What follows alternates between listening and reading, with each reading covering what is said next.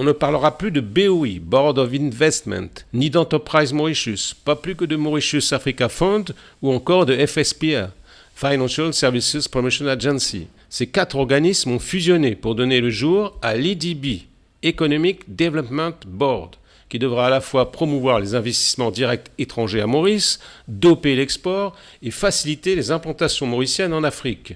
Un guichet unique qui ne présente que des avantages selon ce président Charles Cartier. Premier avantage, c'est coordination des différentes fonctions. Jusqu'à maintenant, cette coordination n'avait pas réellement lieu entre la promotion de l'investissement, business facilitation, le licensing, parce que déjà à Maurice, on a 600 licences qui sont données par plusieurs ministères, plusieurs organismes. Quelquefois, il y a beaucoup de duplication. Nous, on aura un rôle en termes de simplification, on aura un rôle en termes d'optimisation des procédures.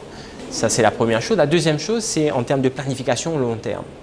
Le long terme, on a perdu de vue complètement le long terme lorsqu'on a arrêté le ministère du Plan. On avait des professionnels là, au niveau de la planification avec le niveau qu'il fallait à ce moment-là.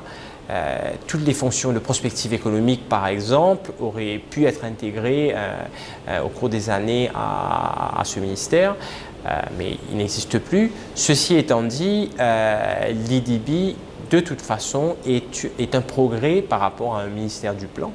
Créé sur le papier en août 2017, l'EDB se faisait attendre, mais il n'est pas si simple de faire fusionner 4 structures différentes.